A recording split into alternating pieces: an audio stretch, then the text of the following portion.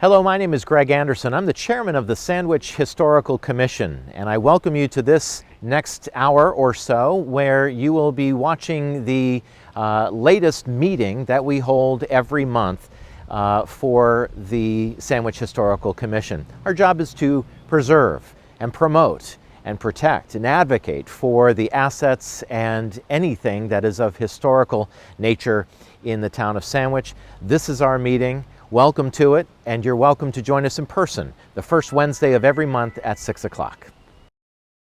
Exactly. Oh, thank you, Paul.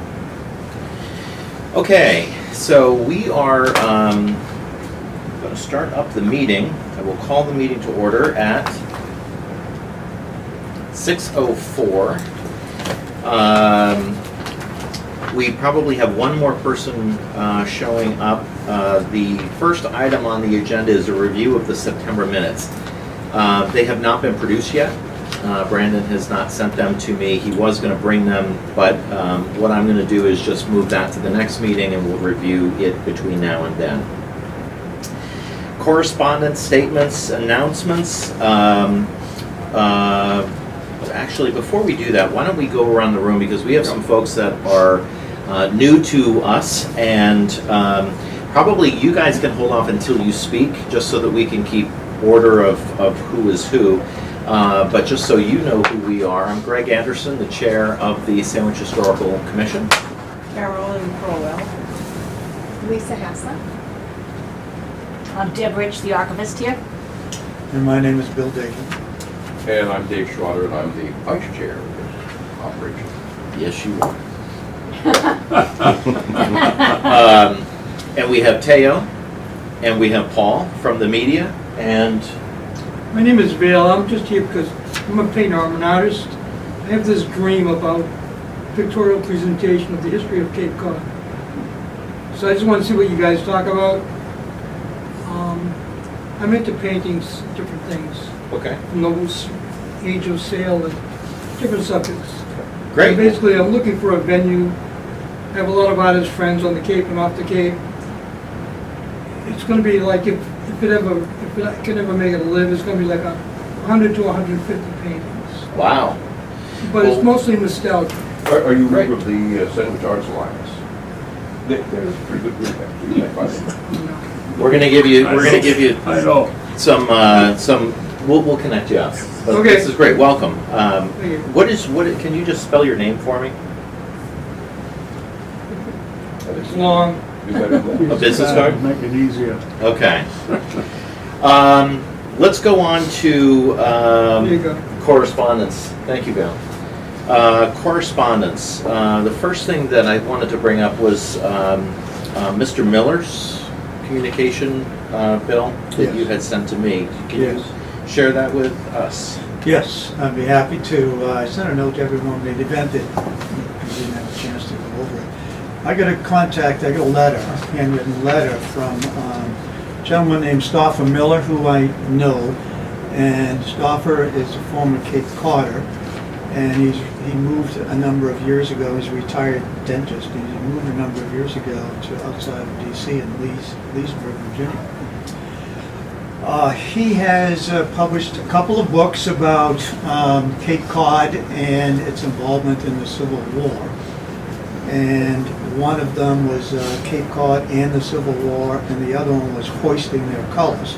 He has just completed a book called Sandwich During the Civil War. And he has been up and he's talked to Dorothy Schofield, the curator at the Boston, at the Sandwich Glass Museum / Historical Society, for additional information. He's also brought to my attention an item that I wanted to share with the group. Now, I know him because when I was trying to put together a list of all of the men from Sandwich who died during the Civil War, I think the official record here was about 29, and I got it up to in the high 40s. And then he and I started to communicate as a result of being contacted via Barbara, the former archivist. In any event, he was beyond instrumental. Without him, we would not have been able to put together the list of men who served in the Civil War, as well as the asterisk beside the names of those who died. And there's a backdrop that is in the Sandwich Town Hall on the first landing, and it lists the names of 294 men from Sandwich who served in the Army and in the Navy, as well as the asterisk beside the names of the 54 who died, first founding number. So with that as a backdrop, he wrote to me and he said, please excuse the poor writing paper. I have found a publisher for my book on Sandwich and the Civil War and was recently in Sandwich to meet Dorothy Schofield at the Historical Society about additional images for the book. While in Sandwich, I visited grave markers of the only soldiers on Cape Cod to die at the Battle of Gettysburg, Colin Shaw and Samuel T. Alton. They are both buried at Sandwich Mound Home Cemetery. That's the one on Route 6A that used to be basically the Boston Sandwich Glass Factory Worker Cemetery. Both were furniture makers who lived in Sandwich in the 1850s, and then they moved to Salem around 1860. They were brothers-in-law. Their markers are easy to find, as are beside each other close to Route 6A. The Shaw marker is erect and in good shape, but the Alton one is fallen over. Also, the inscription on it is unreadable due to the heavy growth of lichen.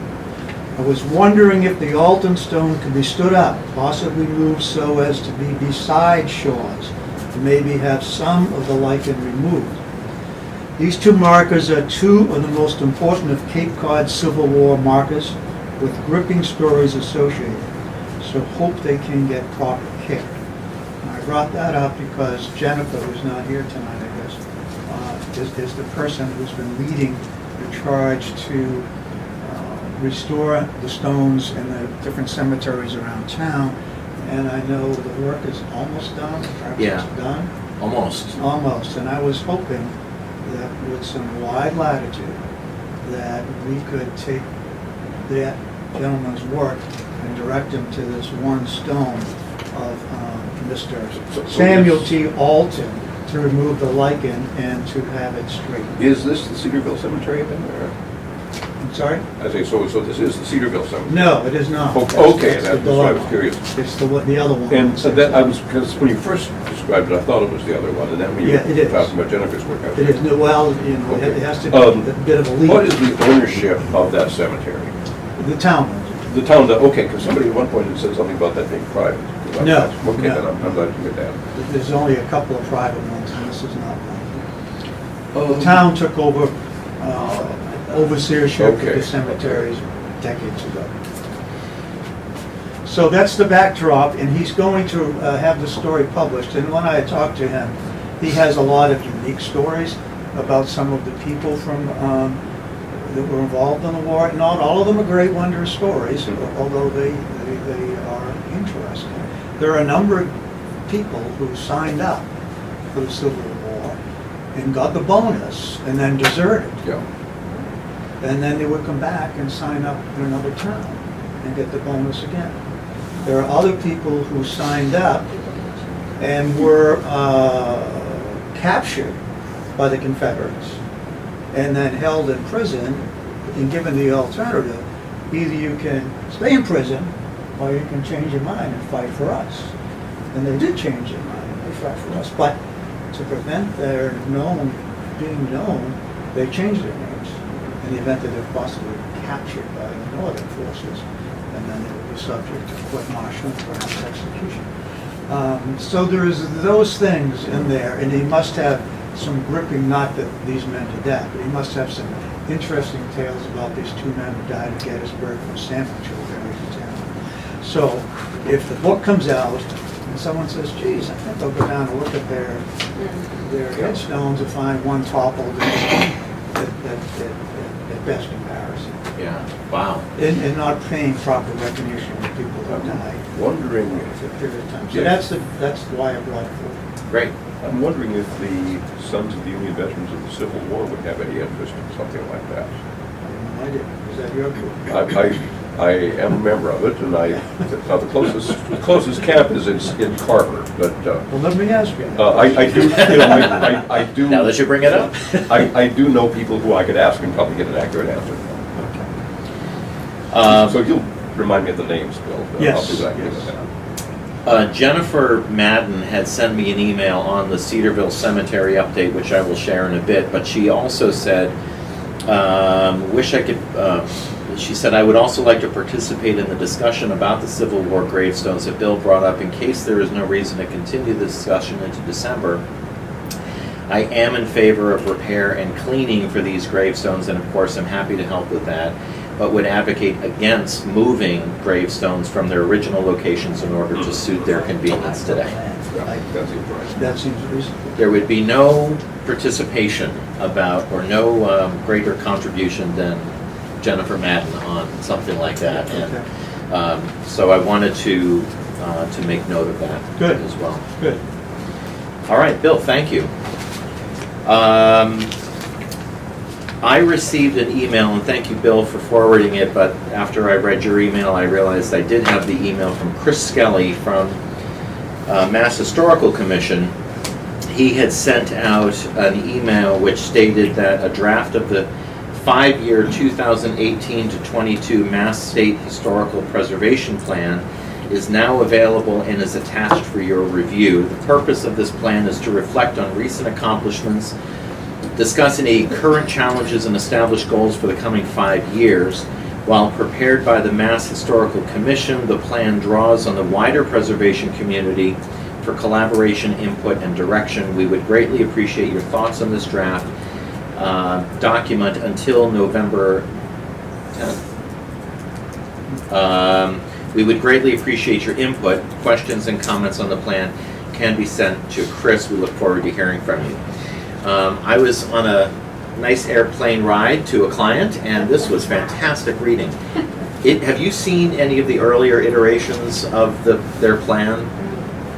I read that. Okay, this is worth reading, and I made some general notes, but what I wanted to do is kind of get this on the record that Sandwich has received it, and then to the extent that you have any observations or feedback that you think would be helpful,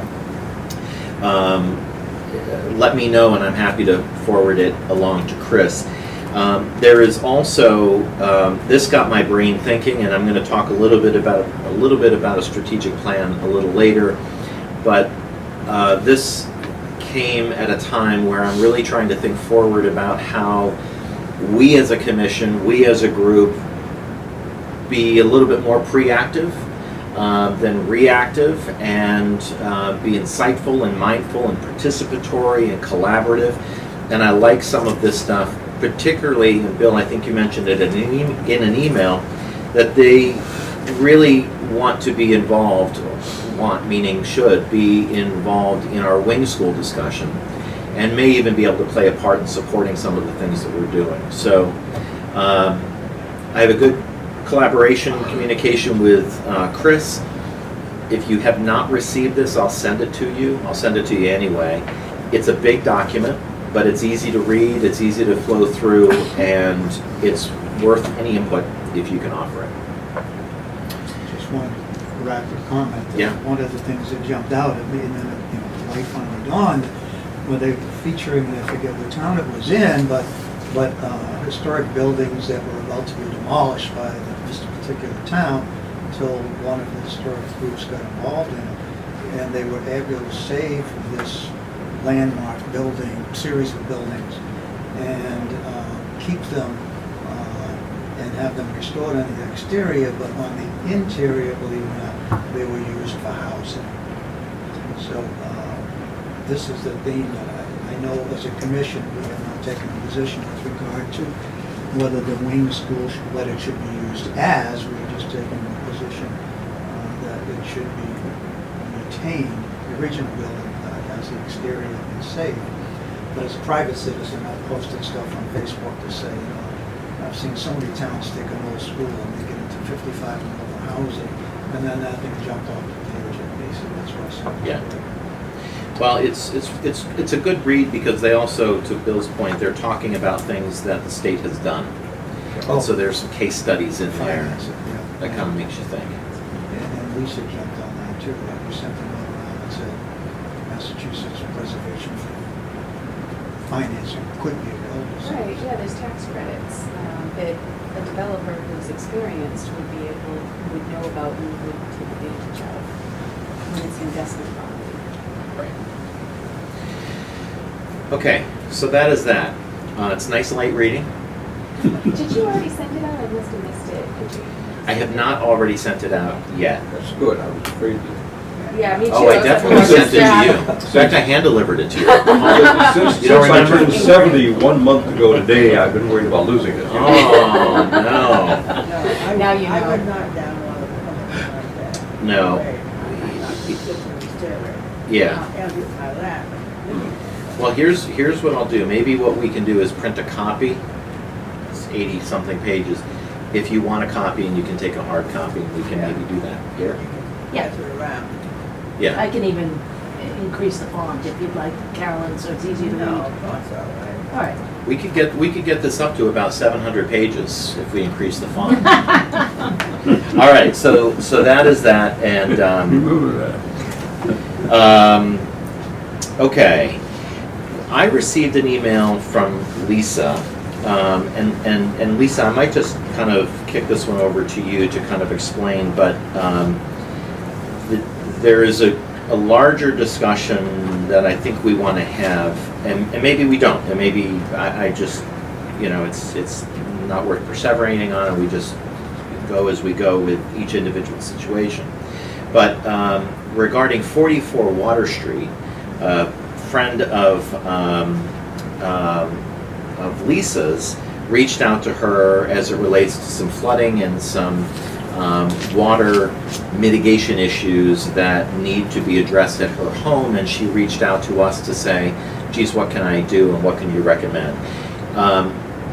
Outside, why don't you kind of give the lay of the land as to what is going on? Well, full disclosure, this is a previous client of mine. She purchased the Toby House, and she has done a absolutely fantastic job in preserving. So the previous owners also had done an amazing job in preserving the home, so it was already in good shape, and she's continued with that and put a lot of money into it. And the issue that she's having is the water that comes down Water Street. Before, Yeah. if you remember the year of that house? It's 16 something, Yeah, 1697, I yes, think. that's right, I just wanted to Yeah, get. it's very the early. rarity. It's like one of the earliest residential buildings that's still being used as a residence. It No, would be just the be sure, earliest. I'm sure which house you're talking about. The Toby House is past the. I'm trying to give you an example. If you were going down Water Street out of the village, it's Yeah. on the right-hand side. Yeah. So right near the school, just before the wing school. On the There's a right. big sign on it, says Toby It's House. also Yeah, the on house the right hand, Yeah. yeah. that Reverend Hunt lived in back in the early 1800s. Who? Reverend David Hunt.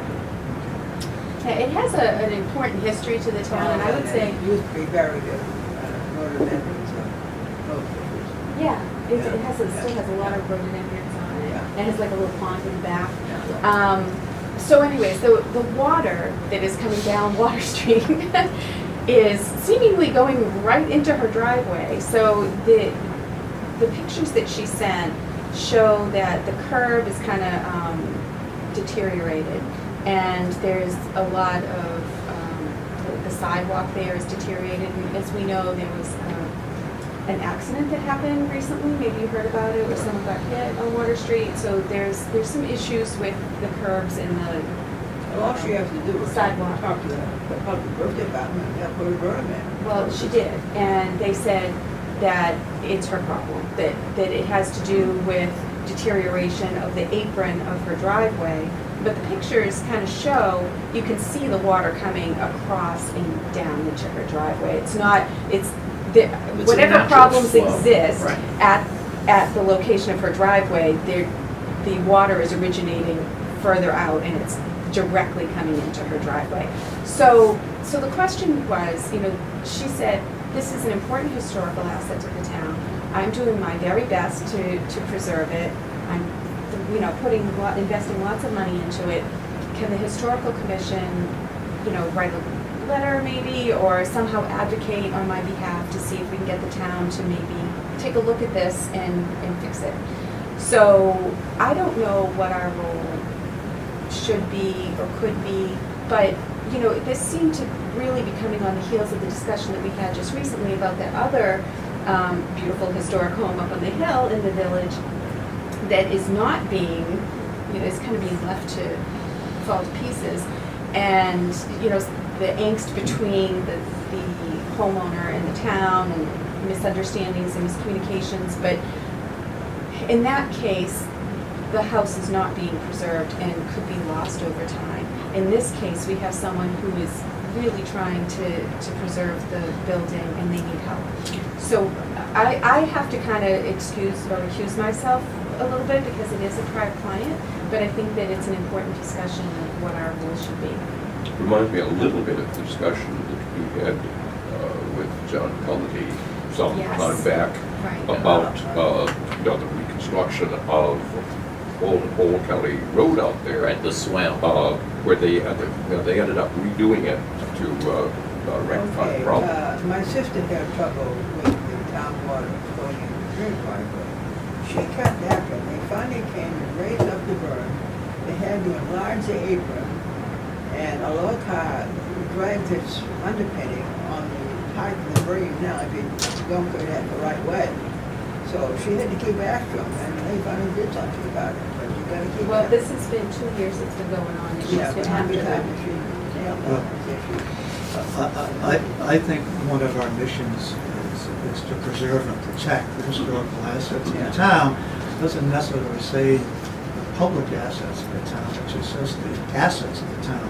This is the 17th century home. There are probably only 6 in the entire town that are now presently lived in. So I support that the commission do something about it. What it is, I don't know. I mean, none of us know about water. I think you need heaven forbid, I think you need an engineer or someone to come out to look at it and says, they have some expertise. I'm wondering Much if of us. a good place to start might be to authorize our chair to have a conversation with the town manager about what would be the most appropriate way to follow this. Talk to Paul. DPW. Yeah. Paul Tilton. Oh, Okay. Yeah, she reached out to,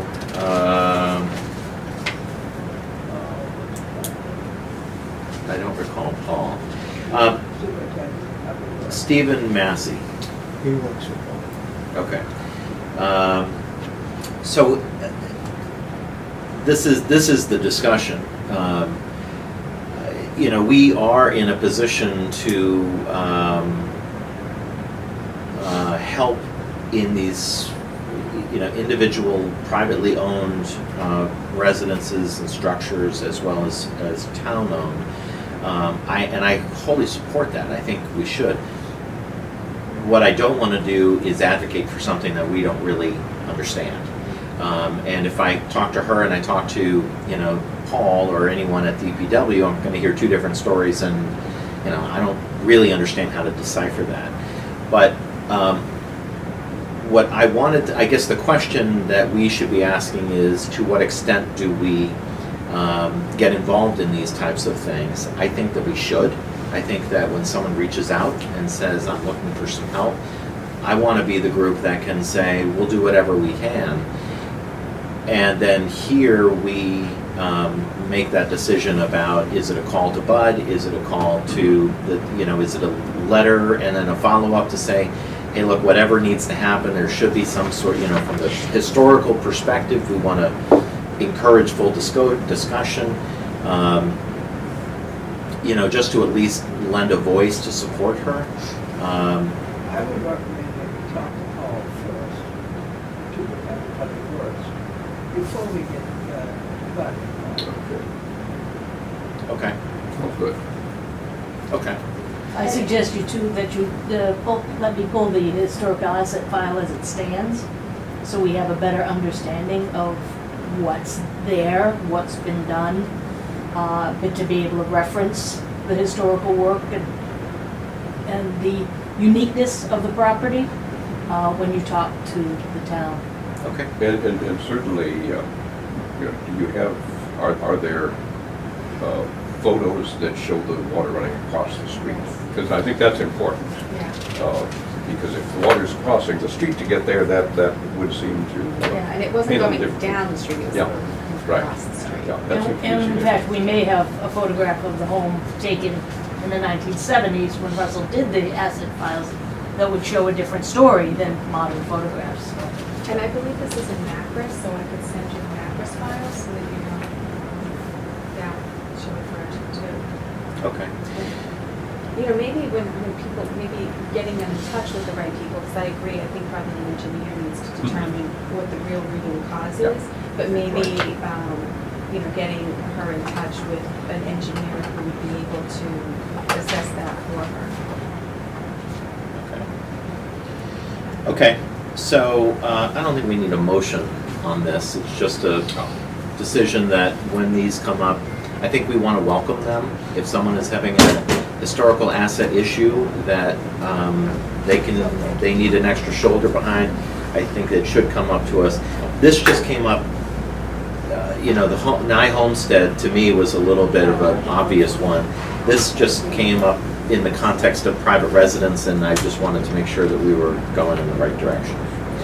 Okay. Can I mention another piece of correspondence? Yeah. Maybe you guys already got it. Do you get Preservation Massachusetts correspondence?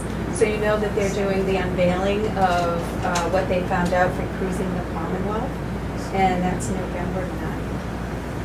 So if anybody wants to go to that. It's in Worcester, the Worcester Historical Museum from 5 to 7:30. So I'm going to check my calendar and see if I can make it, because I did do the cruising the Commonwealth, and I'd be interested to see what they think is the biggest challenges for Massachusetts right now. Okay. All right.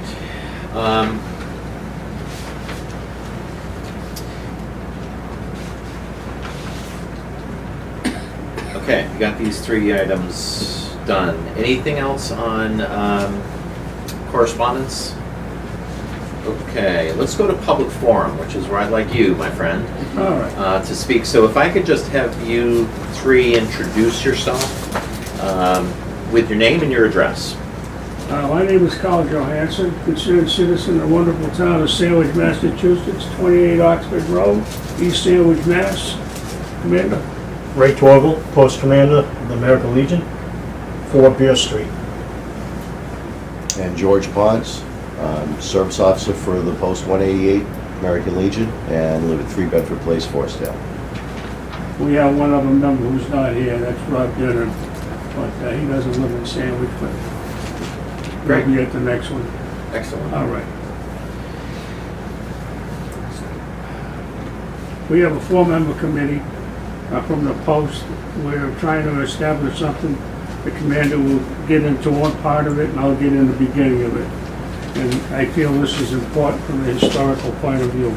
On behalf of the Clark Haddad American Legion Post 188, it is my privilege to thank the Sandwich Historical Commission for supporting our efforts to keep history factual, and also assure that going forward, that the town of Sandwich will only have one memorial building that will be forevermore be called the Clark Haddad Memorial Building, which is where we have met ever since we moved out in the 70s on Route 130.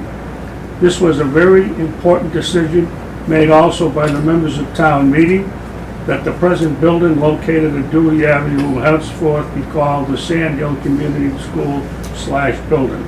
We are grateful as veterans and citizens thank the Sandwich Historical Commission for supporting our efforts to keep history factual into the future.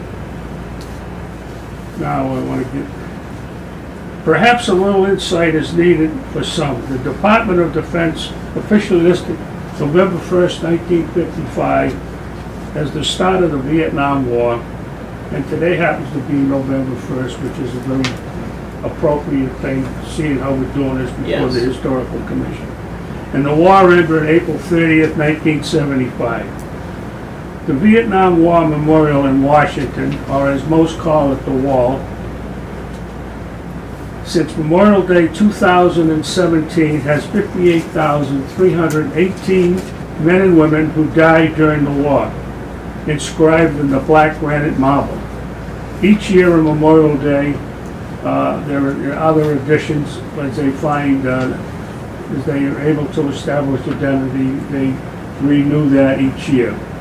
All except the Merchant Marines who sacrificed their lives during this time frame while supplying the needed equipment to engage in this war on the ground are not listed. It is noted for the record that the Merchant Marines, Army, Navy, Marine Corps, Coast Guard, and Air Force all served during some period of the war in Vietnam. Sandwich is proud of those who served during the Vietnam War. This memorial will be dedicated to pay honor and respect to those men and women who carried out the mission they were assigned. It will be the recognition of a grateful town and our country to help heal the long divide of patriots who gave of themselves with great sacrifices to protect the homeland.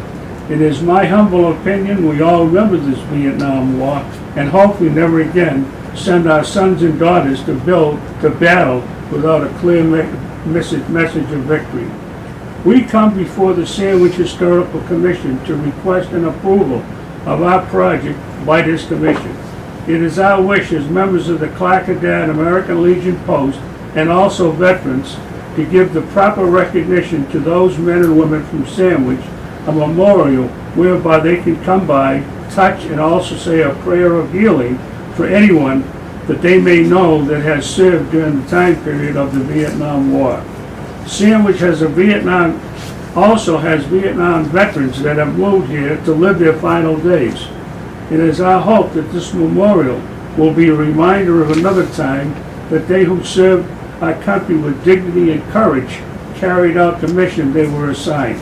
This memorial will keep in perpetuity those citizens from Sandwich who gave of themselves for our flag and the freedoms we all should share today as free people.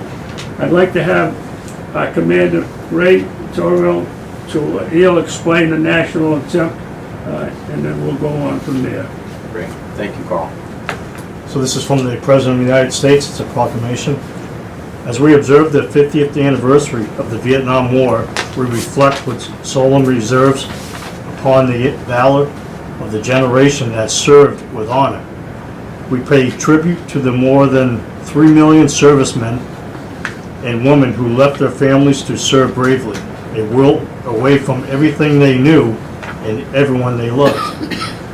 From Aya Drag to Kaya San, from Hue to Saigon, and countless village in between, they pushed through jungles and rice paddies, heat and monsoons, fighting heroically to protect the ideas we hold dear as Americans. Through more than a decade of combat over land and sea, these proud Americans upheld the highest traditions of the armed forces. As a grateful nation, we honor more than 58,000 patriots, their names etched in black granite, who sacrificed all they had and all they would ever know. We draw inspiration from the heroes who suffered unspeakably as prisoners of war, yet who returned home with their heads held high. We pledge to keep faith with those who were wounded and still carry the scars of war. Seen and unseen, with more than 1,600 of our service members still among missing, we pledge as a nation to do everything in our power to bring these patriots home. In reflection of the wall, we see the military family members and veterans who carry a pain that may never fade.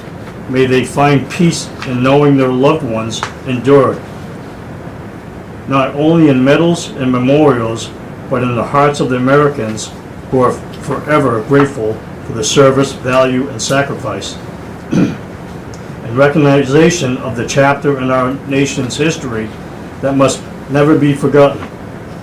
Let us renew our scarred commitment to those who answered the country's call in Vietnam and those who awaited their safe return. Beginning on Memorial Day 2012, the federal government will partner with the local governments, private organizations, and communities across America to participate in cooperation of the 50th anniversary of Vietnam War, a 13-year program to honor and give thanks to the generations of proud Americans who saw the country through one of the most challenging missions we have ever faced. While no words will ever be fully worthy of the service, nor any honor truly benefiting their sacrifices, let us remember that it is never too late to pay tribute to the men and women who answered the call of duty with courage and valor. Let us renew our commitment to the fullest possible accounting for those who have not returned. Thank you. Thank you, Ray. George, anything that you would like to add? The only thing I would add to that is that this is a rather unusual monument that we propose because we are also including the Merchant Marines in it. We thought that was an unjust oversight of many of the other memorials that have been established. When we were doing our research, there were thousands of Merchant Marines that were bringing supplies in. In fact, they were awarded or the Navy rank when they entered Vietnam waters in case they were captured. And there were a number, Carl, correct me if I'm wrong, but I believe it was 13 Merchant Marines that actually gave their lives. It was 50. 50? Yeah. Excuse me. So, carrying needed materials to support their fellow Americans. It's rather unusual in that we're incorporating them as well as the traditional 5 branches. Yeah. Especially given Sandwich's, association with the sea. Yeah. Go ahead, Carolyn. The one comment I have to make is, I suggest you put the dates on there, the year, the beginning and the ending of the war. We had a long discussion with that, and we tried to, we were thinking about doing that, but when we discovered that there are various dates as a result of different conflicts within the government itself as to the start, all right, we decided not to put the dates on for that reason, because the Department of Defense has one date, Congress has another date, the American Legion has another date when it's actually started. And if you watch recently, some of the president just recognizing somebody that even began before 1955, which I can attest. I was on board a ship in 1957, and the reason why I signed up was because of the Vietnam War. And and so the thing here is research and history. It goes even back to when the French were there, when the French got out, we got in, and the official date is so ambiguous. We didn't want to get into any discussion as far as the start and that type of thing. So we stayed away with the date. So we recognize that as a situation. How about the mid-20th century? Well, our thought was by leaving the dates open and just using the phrase during the Vietnam War, that it becomes more inclusive. But 50 years from now, no one's going to know when that was. They're teaching it very thoroughly in high schools at this point. Yeah. I can attest to that. I have a high school junior that could tell you the dates right now. So we are correcting some errors in the past. I'm certainly very sympathetic to the idea of not including the beginning, given that obviously, since it was never a declared war, you don't have and as Carl, you noted, a variety of policy decisions in 2 different administrations that play different roles, so that much clearer when it ended than when it began. Right. Can I just ask the funding for this? How is this being funded? Well, okay, that's a good question. We've been working on this for about 3 months. Every one meeting every week for the last 3 months, and we've been doing a lot of soul searching and talking with a lot of different folks. We decided that we would try to do, and I've asked the town if they will take the prep work for this, all right? And they will do the prep work for us, and then they will put a form in, we will have somebody put the cement in. As far as this, the monument goes, we are going to go before the Community Preservation Committee to obtain funding for that.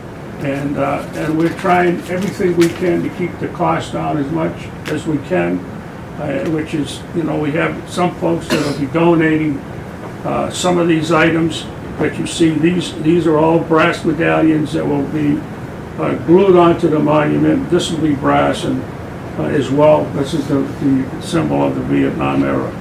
And so Carl, do you have an idea of how much this might cost? Yes, $9,900. $9,950, let's put it that way. We're trying to stay out of the $10,000 range, okay? Under $10,000. Yeah. Right. $999.98. Right, well, I didn't want to go that way. But we are trying, excuse me. Do you already have an application before the CPC? We have started an application. We will be seeing the Board of Selectmen at the end of this month for our next presentation, and by that time, we should have our application all filled out, all right? And we've already got a precursor ahead of time, more or less. The only block would be the community preservation folks, which would be the following month. So, okay, so I'm on the CPC and Oh, so, you are? Yes, so I'm the liaison from the Historical Commission to the Oh, CPC. good. So it will be helpful because this will come out of the CPC, the Historic Preservation bucket. I know. So it'll be helpful for you to have the support of the Historical Commission. So I Well, that's don't know, why- because this is open forum, that's why I asked when they would be doing this, because maybe this needs to be on an agenda for us to be able to make a vote on it. I don't know that Well, that's that's true. what I thought we were coming before you this evening to do that. That was one of my comments, was we So come the- before you to, Yeah, let me just ask, do you know can we put a motion? I don't know about cans. I think it would be ill-advised to have a motion to support the expenditure of money that was not listed on an agenda open to the public. I mean, I think this is a really good idea. What I would think would be proper procedure would be for you to make a proposal to us that we could vote on our next meeting and have it on the agenda so the public would know that we were considering it. So Well- you don't have to come back for that. Right. This can be Yeah.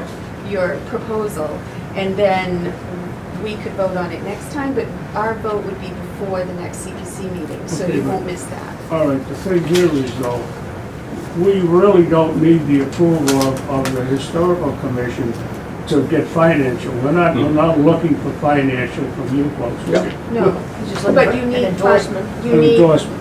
Yeah. so, because it's coming out of the Historic Preservation bucket, Right. the Historical Commission weighs in on Oh, whether we okay, agree. I'm with you, okay. So that's where I All think right. it would be helpful for you to have the endorsement of the Historical Commission, Okay. And even though it's I- not coming out of our money. Right. Yeah, and I think, certainly this is something that I would support. But I would feel uncomfortable voting on that without being publicly announced. So, God forbid anybody in the town who was opposed to it would have the opportunity to voice that. I agree, and there'll be time, because we meet before the CPC does. And I'm glad you're a member on there because it'll save me, you could put it on, get it put on their agenda, which is in December.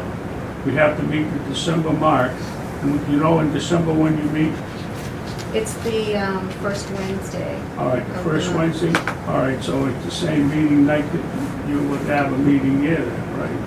Oh, I'm sorry, first Monday, sorry, I got Okay. the So mixed that up. would be 2 days So before. that is before, yeah. So, but we're gonna meet in November, you're not going before them till Today is December. November. This is November. Why do I keep doing I that? know, I it's- swear I'm living in October. Because it's the first. I can't do Right. it. The next All right, meeting Yes, would be it is.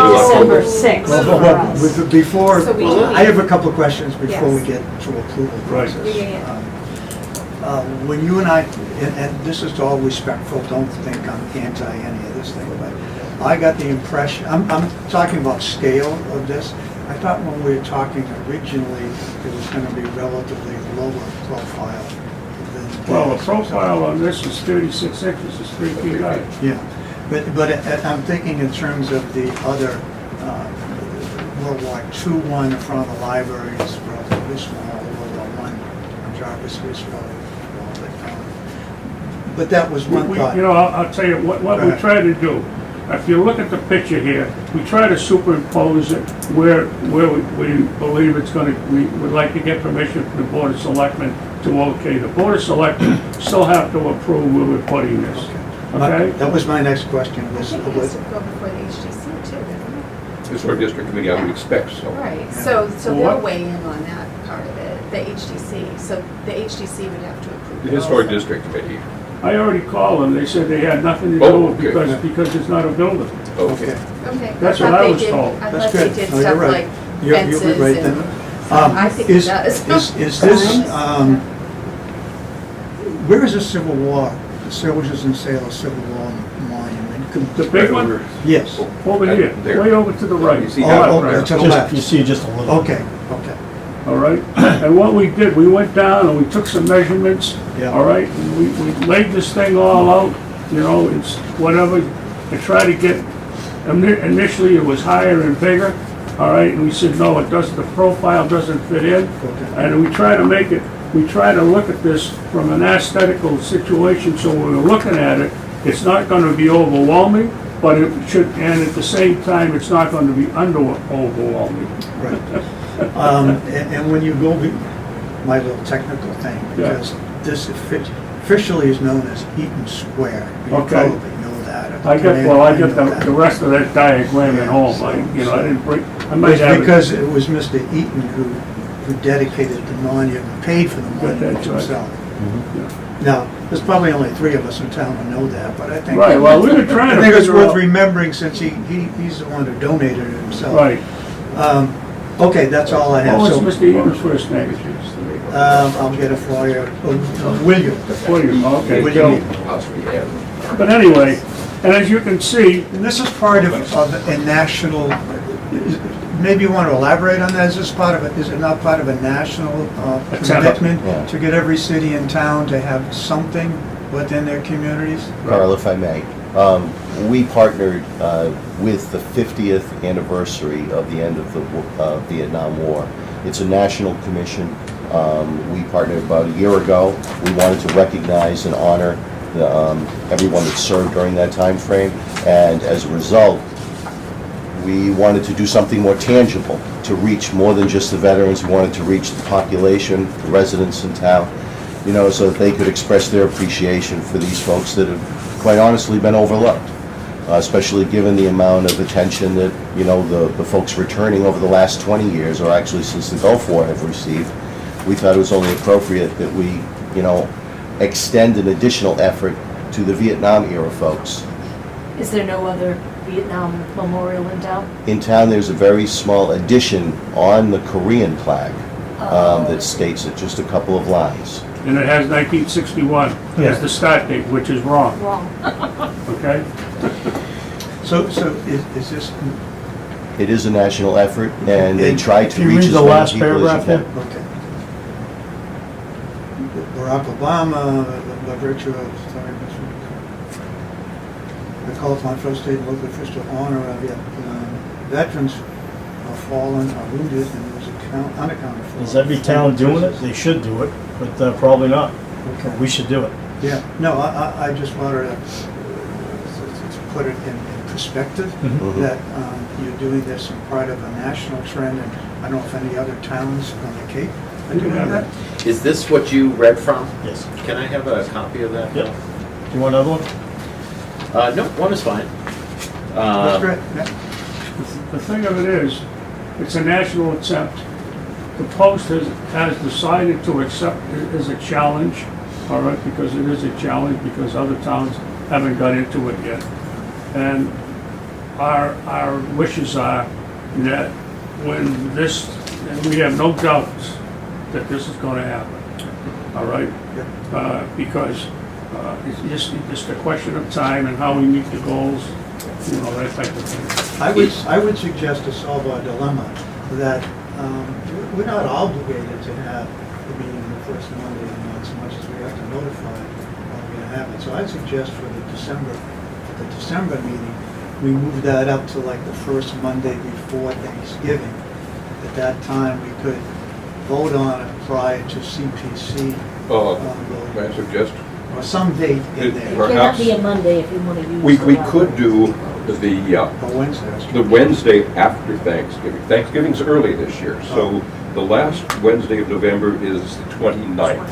Okay. And it seems to me that that would be a really good time. That would allow us to meet before the CPC meeting. You know, as a general rule, I feel uncomfortable voting on anything that is not announced on the agenda. Well, that sounded like a motion to move to November You may- 29th. You may consider it as I such. have a And I question would, though. go ahead. Yeah. Because if you're going before the CPC in December, were you doing that so that it would be for May meeting? Was that Yes. what you're trying to do? Right. Okay. Because the CPC doesn't necessarily need you to do it. Their guideline is by that day, that where this is a smaller item, they may be able to, even though you present that day, they may not have to vote until the next meeting. Well, yeah. So that's something we can find out too, and then we wouldn't have to move ours. Well, I don't You- care if we you- move ours You know that personally. sometimes you can't get a quorum because not enough people show Yes, up. I in know. December. Can can I That's interject true. just for a second? Yeah. All right. We have a meeting with the Board of Selectmen on the 30th, all right? Okay. And we are going to be prepared for that meeting so that we get their acceptance as far as the location and their approval on what we're requesting for funding, because they have to approve. We've already spoke to the, No. both Bud and to Doug, Bud and Doug, and, you know, to get the process started. So I don't know what, you know, what to find. I know that if it's under $10,000, I'm just saying, $10,000 or more, it's gotta be in there by December, according to the rules. So- Okay, yeah, Carl, I think you're very helpful, and I think administratively, I'll fall on my sword that this should have been on the agenda, Right. not in public forum. So, I like your idea, Bill, and though I will be literally sitting at Logan Airport coming home from a client trip on the 29th, I'm willing to accept a motion to move the meeting to the 29th to not only get us on the record to support you, but also, and formalize that, but also do it before your selectmen meeting, Right. and then before the following Monday with CPC. Yeah, So, given the craziness that inevitably happens in December, right. I think for a multitude of reasons, that would be a good thing. So I would move that that the committee not hold a December meeting, but meet again on the 29th of November. Second. Okay, Thank you. we will do that. Do we need anything further?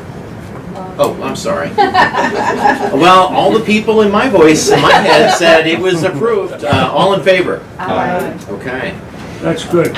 great. So I just we'll want do to that. just give you a little, if you looked at the dimensions, we have one gentleman on our committee, Rob Denon, that is, he does this kind of work.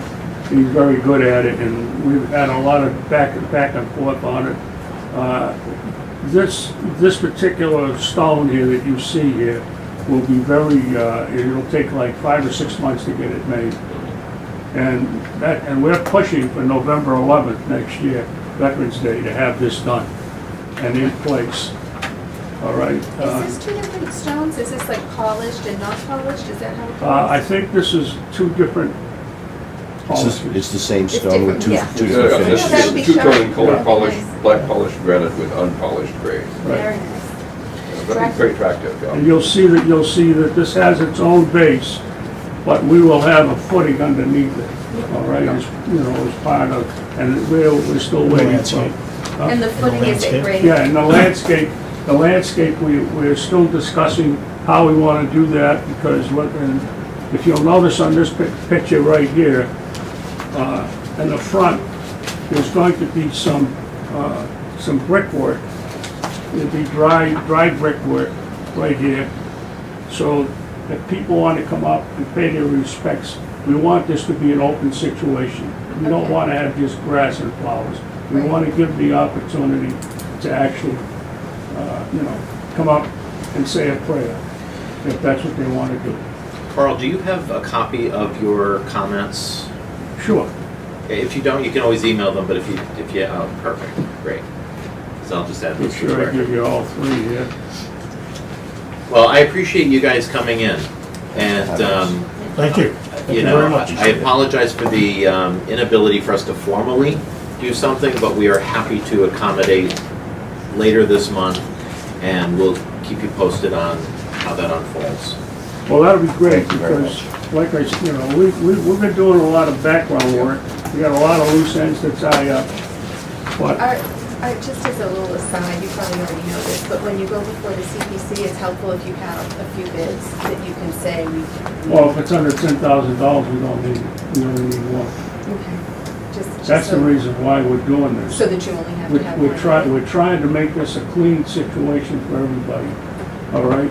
We have, I'll tell you, we have Mr. Mackey, all right, that has done a lot of work for the veterans over the years, all right? And we have a family association, and he's given us the best price that he could, and we'll get into more of that. Yeah, I'll no say. kidding, huh? You've done these before, this is a good. All right. price. Yeah, it is a good This price. is unbelievably Yeah. Yeah. low price, so good for you for getting that.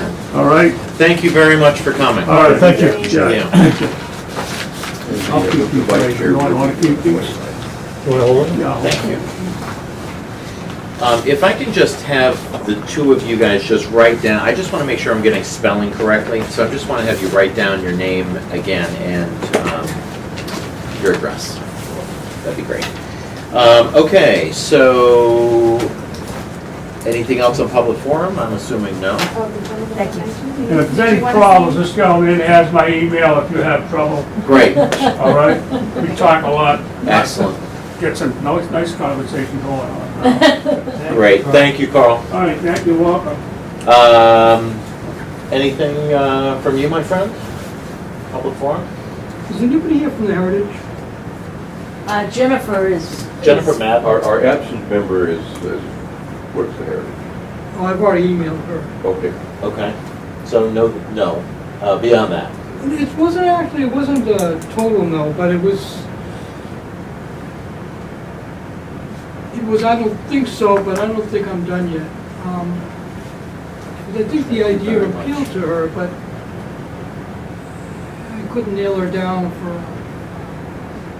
we need an interview, but I emailed her some paintings.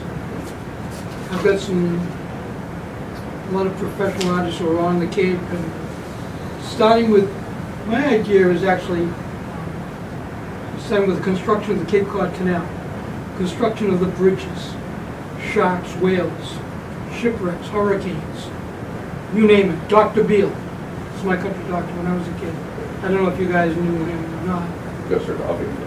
Have you been here long enough? No, I've only been here 5 years. but He I died in lived in a house 65, so and- you wouldn't know. Anyway, there's some, like the Algonquin Indians, I mean, there's not the Algonquin, what are they? Well, Wampanoag. Manoa, yep.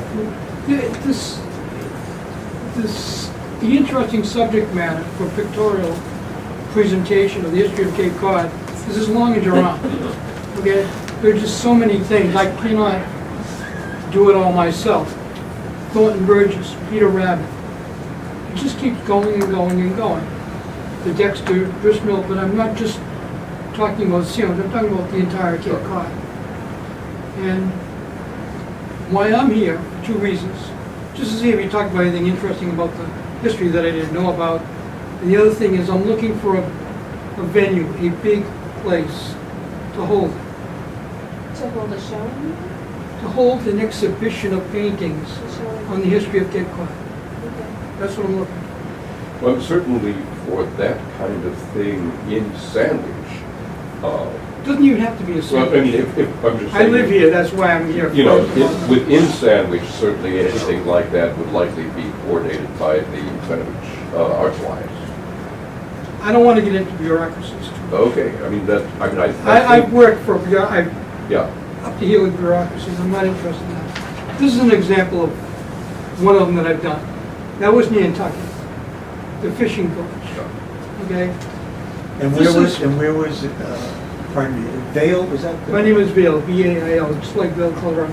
And- This is one I haven't painted, but I'm working from a, I just find it interesting because I'm you're just, not before connected yet. you, where was, is this presently hanging somewhere in? Just my house. In your house? I'm in several galleries, but I don't Oh, exhibit the nostalgic paintings yet. I'm working on a series of those. Well, I would say that we would support any artwork that is generated locally. Our domain doesn't really, I mean, we can make a recommendation of maybe who to speak to about I'm a looking for venue. somebody that's got a venue, that's got a place big enough. That's what I mean. well, you know, since you live here, there's very few places that are large. Well, how big? The Heritage is the only place I think of in Sandwich. I'm probably going to be talking to the Cape Cod Museum in Dennis. Okay. Maybe I could do the Provincetown Art Museum, but that's too far the other end. What about the cultural center in Bass River? Where? The cultural center, Cape Cod Cultural Where's, Center? I'm sorry, where's It's that? right in Bass River, and they have exhibit space. They do, Oh, they okay, do well, art shows. I know where that, okay. That's the old bank? Is Yeah, it that was the- an old bank, but it's got a big central space and then separate rooms off of it. So, you know, depending on how you do it, you can even separate them by, you know, age or material. Another, Bedroom Debbie Bank is what it was. another, if you're just looking at ideas bounced off. I'm not looking for ideas, I'm looking for a place. I've already got the What? ideas. Well, we don't have the That's what place, we so need. no, we The have our ideas. So you get one, that particular place. There's another very large place, and that's the Transportation Center in Hyannis. no, that's the thought, yeah. That has a very large, open, unadorned wall space. Transportation center? Yeah. Where all the buses come in and the train comes in and out. They built a brand new facility there. What do they do there? You get the train to Boston from there on weekends during the summer. You get Yeah, but that's like quick traffic going in and out. and all buses, well, it's a transportation center, so if Yeah. you're taking a bus in and out of the No, but that city. doesn't sound like, what I'm getting at, doesn't sound like an appropriate venue for what I'm All right. So into. what I would recommend is that you speak with the, I mean, Sandwich Arts Alliance is a group that we would recommend. They also chase space. We made the recommendations on the Cultural Center, Transportation Center. Beyond that, The airport also does exhibits, art exhibits. Excuse me? The airport does art exhibits. The airport. Yes, it does, and they've done beautiful exhibits. Where is the airport? What do you mean? in Hyannis. Hyannis. Yeah, I mean, you should go look at the space. They've done beautiful art exhibits from I've never well-known I've artists. never even been there. Thank you, I'll try Yeah. to take a look. Well, good luck. Good luck. Okay. Yeah, thank you We for, wish you Keep well. us informed, Val, if you do get a space. Excuse Yeah, me? keep us informed if you do No, get a no, space. part of it too, is I mean, I'm in galleries, I could get a gallery, but the problem is they're really not big enough. And the second thing, well, gallery is probably more appropriate for me because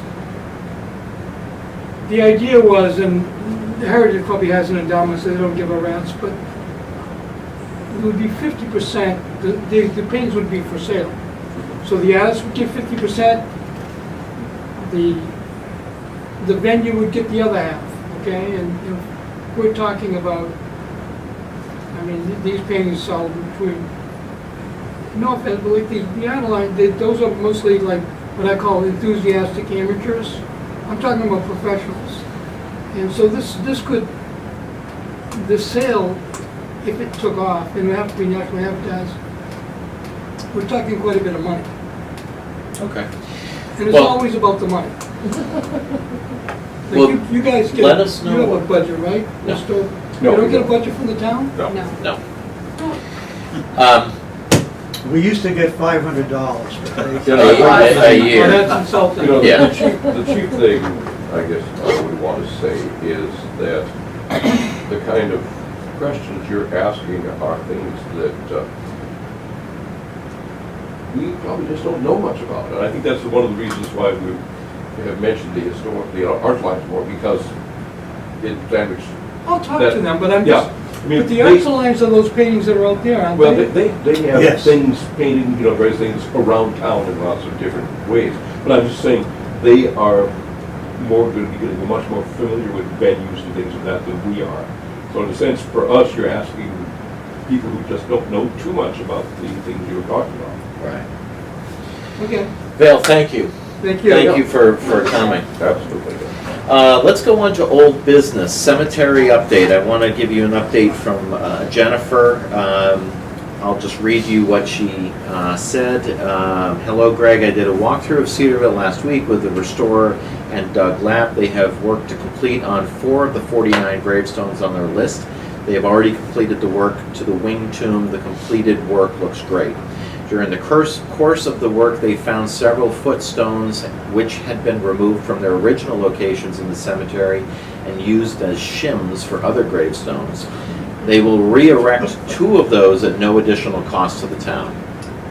The other 3 or 4 marble footstones they found go to the Nye gravestones in the cemetery. I discussed these with John Cullity, and he and I agree that the best course of action would be to erect those footstones as well on their original locations. West Mill Preservations will give us a price for that. They also suggested about other gravestones that need work that were not on the original list. We have asked them to price this work separately and are awaiting that quote. The list includes Crocker, Nye, Freeman, Holway, Fish, and Perry of different scopes. And let me know if you have any other, need any other information. I love that that project is Oh, yes. yes. coming to completion, and I like, even though Jennifer hasn't been here, she's really proactive in keeping us up to date. Any questions on this? Just a comment. Yeah. I suppose we could all go down there individually and bounce around, but if Jennifer could take us down there on a Saturday Yeah, that'd be morning or great. Sunday afternoon, whatever that could be, and give us a partially guided tour, I think that would be good. Okay. We can do a midnight tour if you'd like. Flashlights and, I missed the other one. getting What was cold. happening? Yeah. Last night would have been nice. yeah. That's true. Okay, I will mention that to her. Okay. Sandhill, All right, so this is a real quick one. thank you. The ZBA heard an appeal from Mr. Jonathan Fitch, and he was appealing I believe it was the use of the building. He was, is that right? well, he was appealing Paul Spiro's granting of the building permits that Paul had granted on grounds partially of alleged change of use of the building and partially on the surface coverage. That's right, yeah, because he, Right. so there was various arguments made, and Mr. Spiro and the town attorney weighed in, and the ZBA voted not to approve his appeal. So it looks like things are moving forward with Sandhill School, and the next thing that will happen will be the bidding process. And I will add, because I think I'm an already member of the ZBA, because of the involvement of this committee with the process, I recused myself from the ZBA consideration, as both Lisa and Teo could tell you. But in some discussion afterwards, there was a question of whether Jonathan Fitch might take his concerns to the court. And those of us who were in that discussion were of the impression that he could not because he is not a property owner and we thought did not have the legal standing to allow him to make such a decision. Okay. Now, again, this was not the opinion of lawyers, this was the opinion of, reasonably knowledgeable non-lawyers. Okay. Lisa, refresh my memory on how much CPA voted for the Santo School. Do you have the number? The amount of money that Yes. they voted? I don't remember the exact figure. It was like 1,000,002. 35 cents underneath. Right. Not Level where they 10,000, would have I'll tell required you a that. two-thirds majority. Right. Okay, thank you. Anything else? Okay. Wing school structure, I don't have anything new to report on that, though I did have a meeting with Bud last week. We had just discussed our position. I wanted him to know where we were coming from, and the town meeting with what's in the warrant is really to allow flexibility for the zoning to allow for other development. Right now, it would not allow for anything beyond, including residential.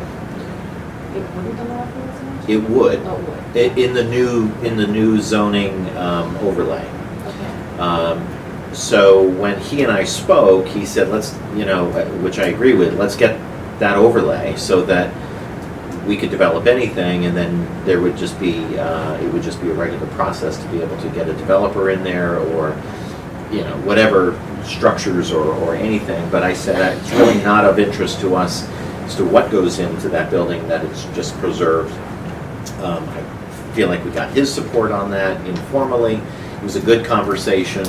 I also reiterated that we want to be in that advisory role. So it was a nice conversation. It was good. It was a hearty conversation.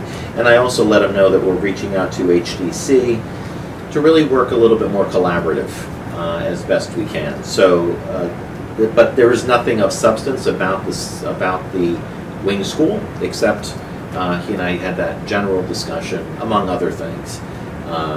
That What about the new town planner, Mr. Vitacco? Are we planning on reaching out to him at all, just so he understands the historic nature of the building? One 'Cause I is know there's hired. been a lot of public discussion One has been that was hired, misunderstood. yes. a new town planner has been hired. Yes. Yeah. Yeah. I figured. He's what, 3 weeks new to his Right. job. I know, I didn't think we wanted to send upon him, but What is maybe his name? forward the Ralph letter that Vitacco. you've already written. Former Yeah. former Just so selectman. he realizes it is. Former written, selectman, Yeah. Ralph Vitacco. Oh, yeah. And that it would have to go before HDC for a change. And of course, since Paul is nowhere close to new to public life Sandwich, since Ralph is nowhere new to that, Right. it's not like springing on him if he just moved in from Westfield. Yeah, that's true. Before you leave Yeah. that, I haven't seen the town warrant, but from what I've heard, the town meeting, there'll be a vote on what you just said to amend the bylaws so that they have the flexibility to do something or sell it. But if it gets defeated at town meeting, then that's it. There's no going anywhere. It's It done. basically will be either town office, parks, or So the town has to maintain Yeah. it, retain it, and maintain You can't put housing or anything else in there, you can't put one of these or one of those, because the bylaws don't allow for it. Why do the bylaws not allow for Oh, the zoning laws, the residential? zoning laws. But the zoning laws. that. Because there aren't would be density, that's not there now. they? Okay. so the what happens with the wing school is less of an issue at this stage of the game with this meeting. It is to get support for the overlay so that options can come before us. And if it doesn't pass, then the only thing they're gonna do is, and I think reality is demolish it and make it a park. Because consolidating that in, I heard Bob talk That's about a $70 million expense item to restore They that. would have to get HDC approval to demolish it, and there's no reason to demolish the original Because structure. that's another story. But they Right. won't be It's- able to do anything else if it doesn't Right. pass. It And has- so they'll leave If it doesn't pass, they're a mess, frankly. Well, it's currently with the Cape Cod Collaborative in there, it's still school. Yeah, and the school is holding the keys to the building right now. Okay, anything else on Wing? No. Trustees of Sandwich Beach's schedule and signups. Yeah, so they are the second, is it the second Monday? Sure, let me see if I put it on my. Here's what I'm gonna do. I nominate Lisa to go. Yeah, because she I missed did one, such a I think good she job needs to go to last three. Here's what I'm gonna do, just in the interest of time, I'm going to, just, ask you guys to let me know which, I will send you an email as to what their schedule is, and just let me know which ones you can do. We only need 12. But I do want to be able to throw a shoulder behind them and what they're doing and have our voice at the table. So it's very important, it's just getting us to be there. So.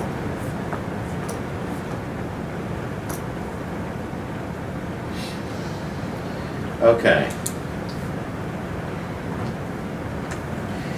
I want to talk to you about a strategic plan, and I'm going to abbreviate this just in the interest of time, but what I'm going to be doing is sending out to you a draft of a document, a kind of a free-flowing thought of what we could be doing as with a little bit more structure. So I'm not talking about taking us off of our mission and all of that. I want to support it. So when we, so I have, and Lisa and I have kind of bat around a couple of ideas, and I've shared some other ideas with others about how we can be a little bit more proactive from the area of fundraising, therefore to bolster some of the assessments and knowledge and input on areas of demolition and any of the things that come before us that we just don't have the full knowledge of, but we may be able to draw on funds to be able to say, HDC is dealing with this, this is a situation that we'd like to have somebody weigh in. It may be something that we just want to do on our own to educate ourselves in a position, or inject it a little bit more formally into a process. We also have, I did bring up the $500 a year to Bud. He was asking if that was still there. I said it is not still there. And he's like, darn, if it was there, we could probably, Does it have to it'd go be before easier. town meeting? Well, that I don't know. Yeah. But here's what Bud did say. What Bud did say was, bless you. Well, he didn't say that, but yes, he should have. He basically said, please, if there's anything that you need support with, if there's anything that is happening, we can work to find the money and find the resources within proper protocol to support you. So this kind of then bolstered my discussion to him on the area of, we want to be a little bit more proactive in things, and if we don't have the resources, we can't do that. So it kind of unpacked the discussion a little bit about, it's good that you guys are coming to the table, you're looking for resources. He supported fundraising to be able to have that in the kitty for us to draw on. The accessing of $500 is not a closed issue. I just have to find out procedurally how we get that, how we do that. But as I look at the strategic plan, Lisa has already put underway November 11th at 1 o'clock on a Saturday, a screening of the movie One Big Home, which is a free and open to the public event at Town Hall. Lisa coordinated the whole thing. but a volunteer donation to the Historical Commission in order to help us bring events, bring speakers, help educate the public, help bring awareness to what we're doing. If we do need a consultant for things, we want those resources. So there's a lot to sort out because it deals with public relations, it deals with what kind of events that we can be putting together. It really takes us a little bit of in a different direction. I can't be chair for the whole time. In fact, I'm probably up for stepping out of this. I think it's a 2-year time frame. But I believe very strongly in what we do, and I want to help put a little bit more foundation behind how the next 2-3 years go, and regardless of who's sitting at this table, that we have that commitment. We have some actions that we're working on.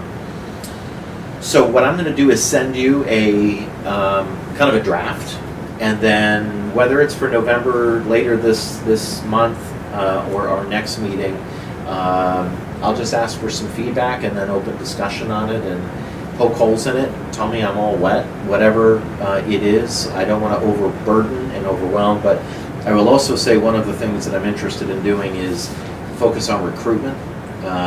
We keep getting pretty skinny on close to quorum, not being able to make quorum.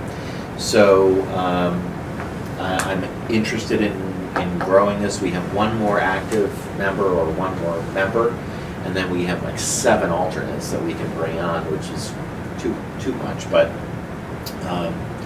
so I think you can see where I'm going and what I'm thinking of, and I'm excited about it. I think there's some really neat things that we can do, especially to support the archives and,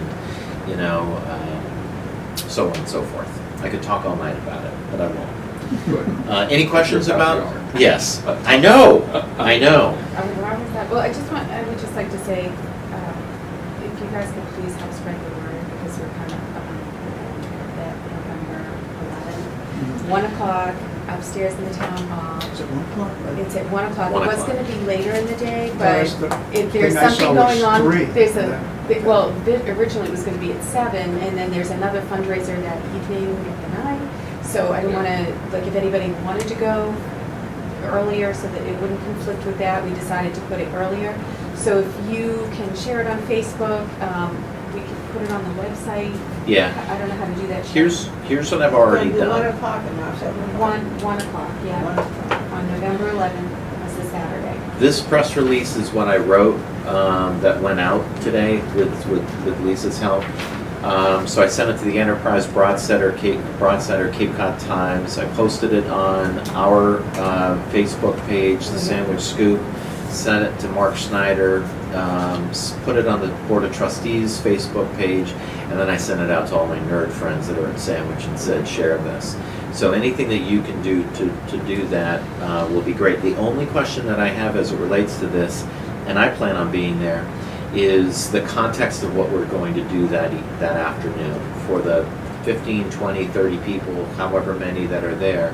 I want to make sure that we get the credit for why we're doing this and what it really means. And we're not ready to kind of roll out what our big plan may be or our thoughts on these types of events, but I don't want to miss the opportunity to say we're looking for good members on the board. We want to be proactive. Who's going to introduce the film?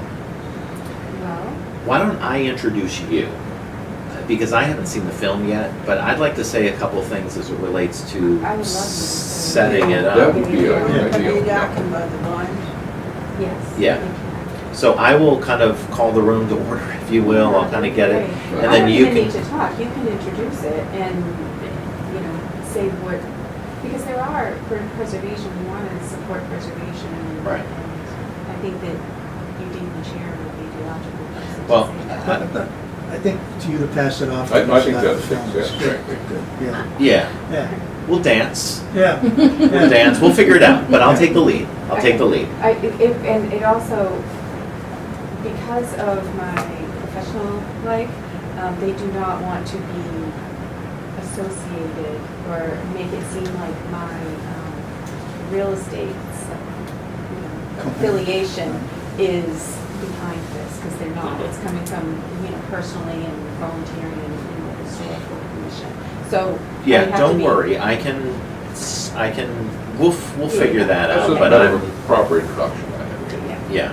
yeah. So any way you can promote that, Could you send, I'll send you the news Yeah. release. and I will send it, I have over 200 people in my contacts, 150 in the historical market numbers. Oh, that's awesome. And then I got like another 60 people, members of the Samsung office. Great. So I there will are s- people who tend to show up and stuff.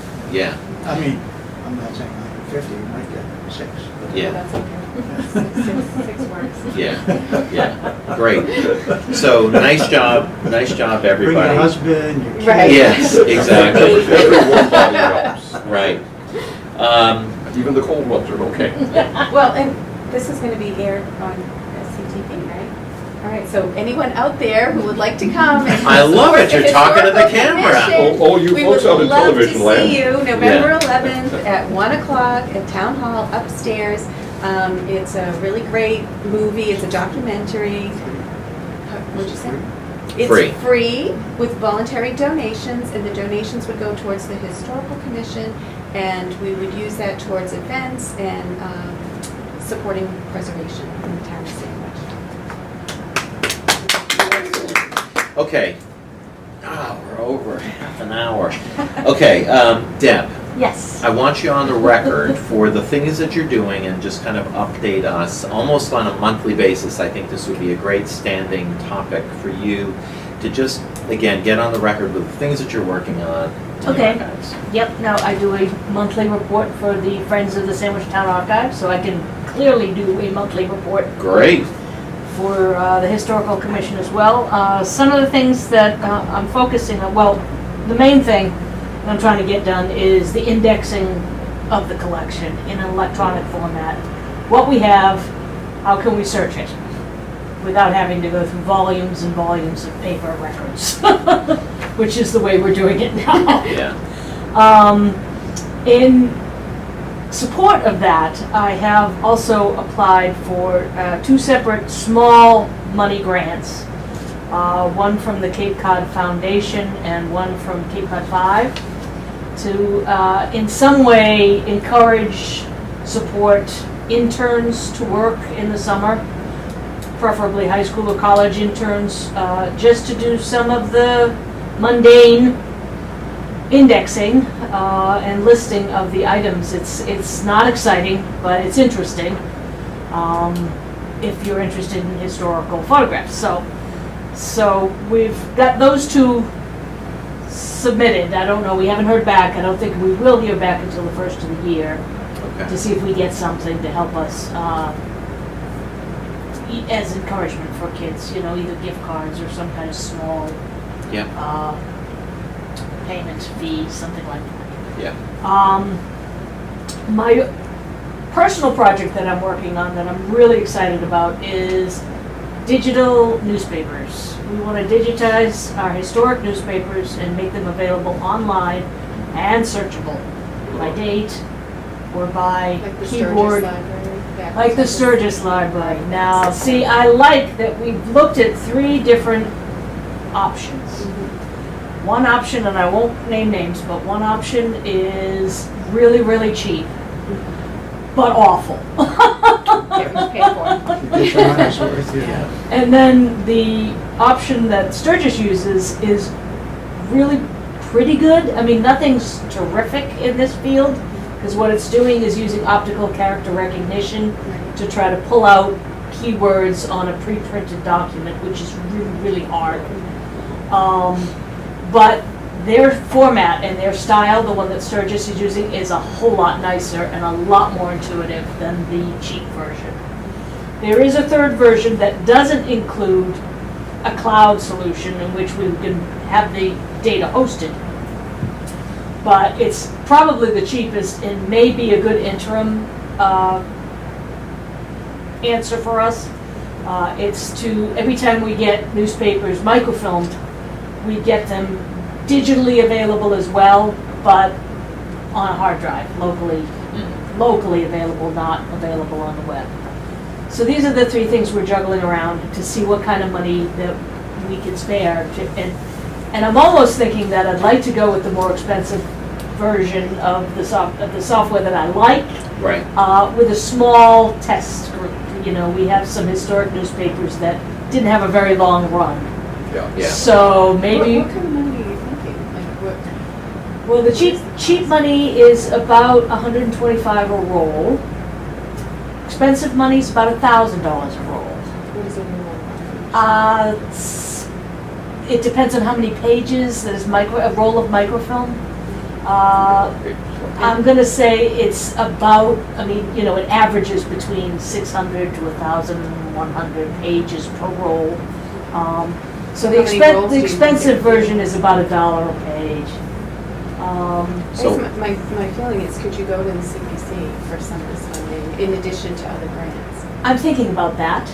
Yeah, I'm working my brain around how to get funding assistance for this project. I mean, Foster has money, and I think that they're very enthusiastic about supporting this kind of thing, but they wouldn't have the money to do our entire collection. Our microfilm of the Enterprise alone is probably up to 50 reels.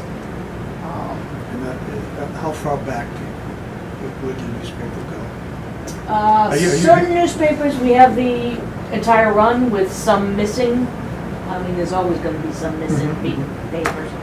But like we have the Broadsider, we have the Enterprise from the beginning of their run.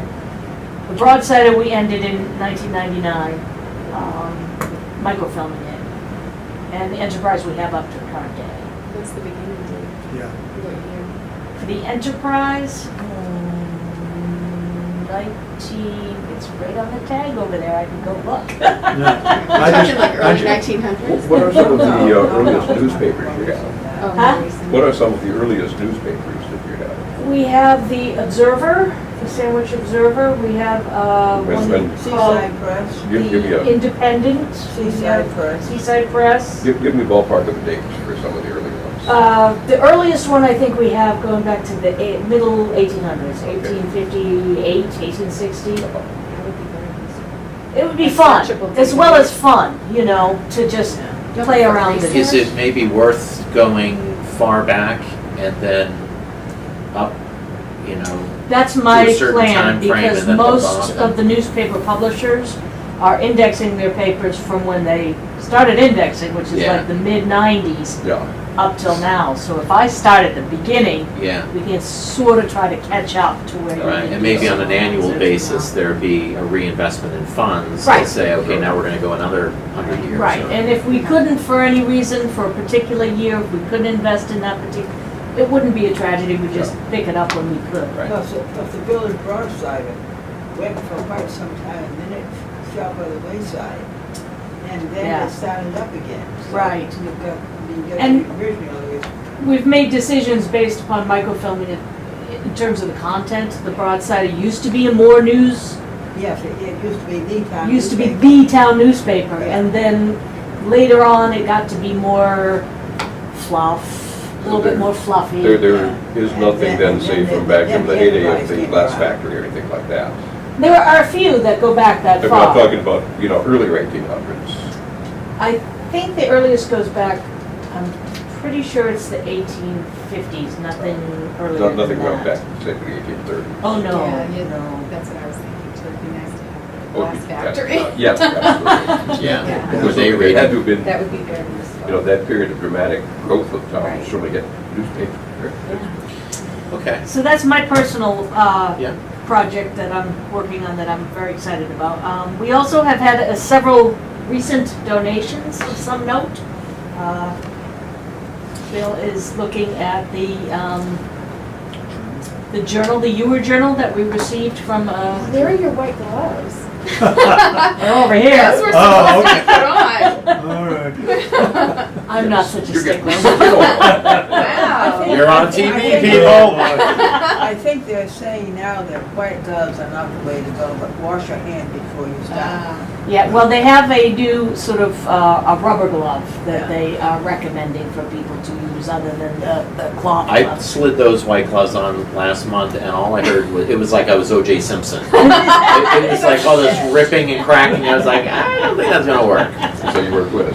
Yes, I used my elbows, and I was acquitted. I also wanted to mention quickly, we have 2 new scanners for the archives. We have a flatbed scanner that has attachments that we can do all different kinds How big? of. It's not a huge scanner, but it will do up to probably 8.5 by 14 paper, but then it also has attachments that you can do slides, you can do film, you can do glass slides, postcard, I mean, just all So sorts you of can different. convert that stuff? Yes. So you To can digital convert image. old, like old film? Yep. It's pretty cool. That's And I awesome. also got a wand scanner with the permission of Foster, where we can take some of the older books, this being an example, a recent example of a book of poetry. But there's no way you're gonna get that on a flatbed scanner Yeah, without yeah. destroying it. So we have a wand that we can just wand over the text, and it will take a digital image of it. Wow, that's great. Without having to break the binding. Okay. And the last thing I wanted to mention is the donations. We've had a very cool donation just recently come in. A woman called and said, would we be interested in a large wooden crate? And I said, probably not. But why? She said it had writing on it. She bought it at a yard sale, and officially, it painted on the top, it says, from Mr. Jarvis in Dino, France, to the Weston Memorial Library. Books, keep dry.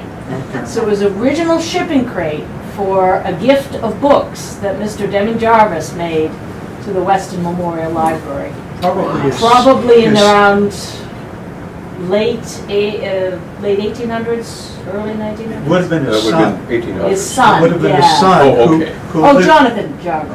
Who lived in France. Oh, he did? I And did not know that. Oh, yes, his son was quite an interesting dude. He looked down his nose upon his father's glass. Cheap imitation crap. It's And he probably the preferred glass that let the it live stuff in from, France. from Venice Yeah. and things in Paris. And he lived there. He Well, lived well. He He wouldn't never have worked a lived well damn- without his father. No question. He didn't work a day in his life. Now, did you see this box? Do you have a picture of it? or- We have it here in the library. It's Is it? being Yeah. stored right now in a dry space because it was a tad mildewy. I wish we had a museum to display all Yeah. these things. But Yeah. my intent, Sandwich Glass Museum. Yeah, that's true, but they don't even have as much space as is needed to Yeah. I think they have too much glass there, frankly. Yeah, I think I know, they it's gotta- really- Okay. Dorothy could give you the whole story of that. oh, I gentleman can't wait to donated. tell Dorothy. There was this issue, Deb, I wanted to pursue with you for just a second, that may be of interest for broadly with Sandwich. I've got a couple of friends who are doing a historical research project on the history of Unitarianism on Cape Cod. And because of my general interest in church history, I'm sort of tagging along with them. Good. And they're also interested in history of Universalism as well. And since obviously Sandwich was one of the small number of early Unitarian churches on the Cape, and since there was a Universalist church also, I thought I would mention to you in case there's anything you're aware of that they would be interested, or if they should come in and talk to you someday. I hope they will. I definitely can look, I know we have something on Universalism. We have some materials, Yeah. and we have some of the records, but not Yeah. a lot of the actual church Right. records. I went looking for the Universalist churches on the corner of Summer Street. Right, and yes, Main Street. yeah, I went looking up the registry of deeds and it's not even mentioned. interesting.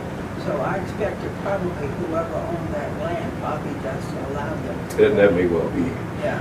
Do you know when the church building was moved? I understand the church building was moved somewhere around 1860 over on Jarvis. It was moved over to Route 6A in Jarvis, when there wasn't any Route 6A. Yeah. And when Route 6A was put in the 1930s, that building was destroyed. Oh, okay, thank you, that's very helpful. I knew it was over in that ballpark somewhere, I didn't know quite that detail. You'll have to come down to Bartow sometime. I'm the archivist for the Unitarian Church in Bartow. Okay, well, you know, David Martin is one of the people who's working on it. I don't know if David's, and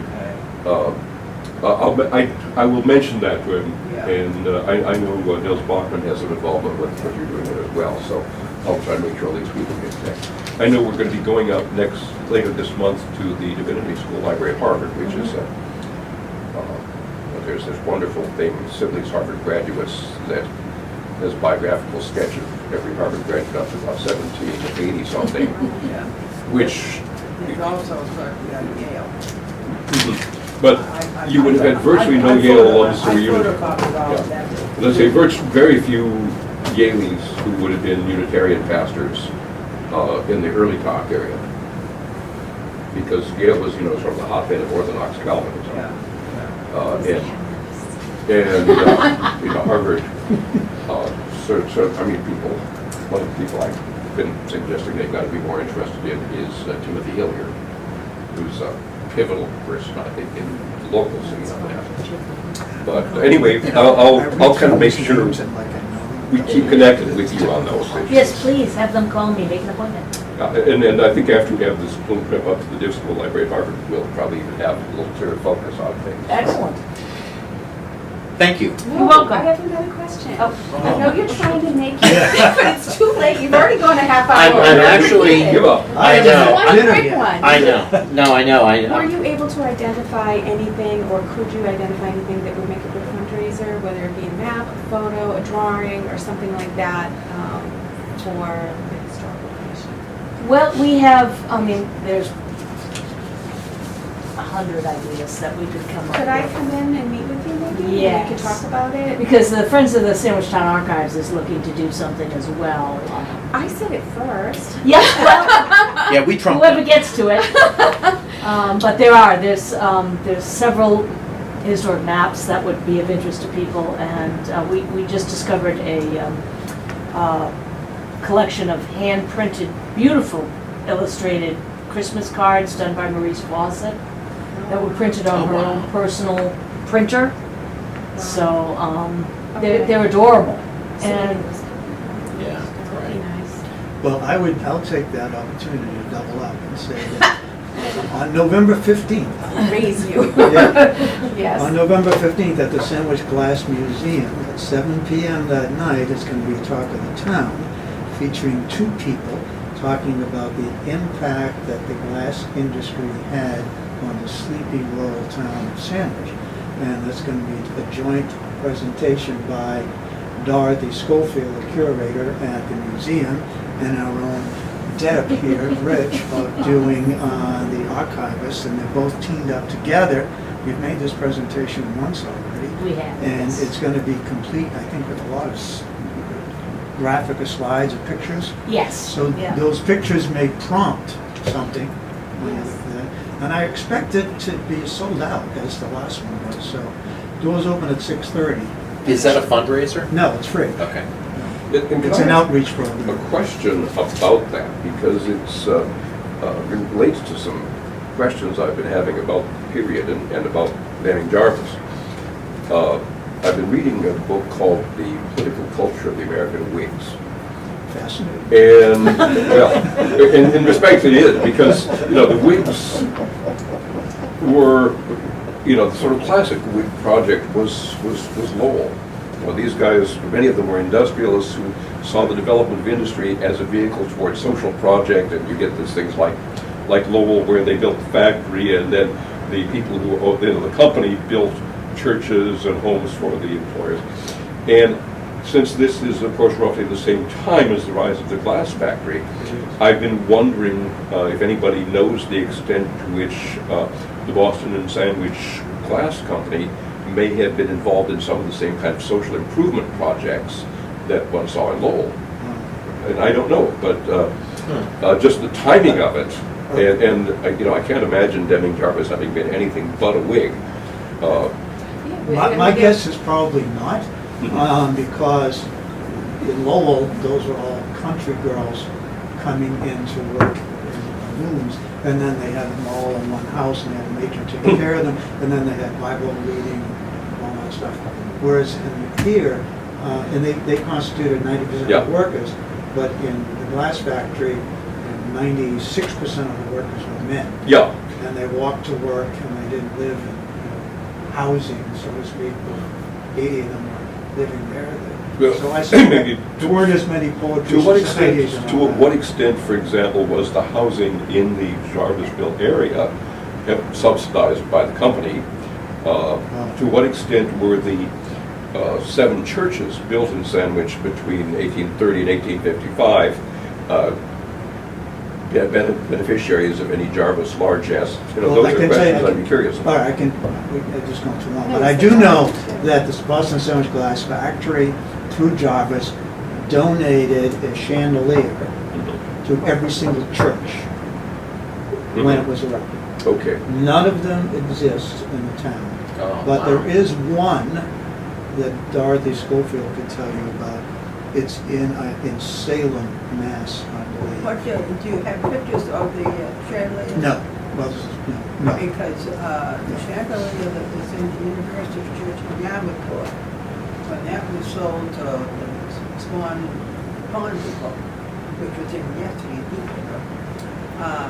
that one of the chandeliers, I think there were 2 chandeliers. One chandelier came to Mountain Church, it's in our library now. That is very gold gilded hardware, that's right. But the glass bowls, I think, are sandwich glass. Could be, Fantastic. could be. Dorothy does touch David on some of those issues, I mean, about what Yeah. Jarvis did I for his will workers. make to my level damnedest to be at that. He built the first Catholic church. I don't was see how we wondering could have about escaped that. it. I mean, Yeah. it was a utopian, And that idea of as I utopian understand, society. he bought the old meeting house from the town at the time of the disestablishment. You know, to what extent may he have contributed to the building of the Unitarian Church? Oh, I do. Again, was he Unitarian? Certainly, many of the Whigs were. He was an attendee at St. Paul's on Tremont Street in Boston. I don't know if that's an Anglican church or what the hell. Tremont. The old St. Paul. Okay, I think that's Anglican, yeah. Yeah, so he was a member of that church. Okay. He never lived here. Yeah. Okay. I'm gonna go home and have a drink and something to eat. Yeah, public Better move to adjourn Public then. forum, nothing, other business not Go and have a better entered. I will accept the motion, So move. Second? okay? Good night, everybody. Oh, all in favor? Aye. Aye. Good night, everybody.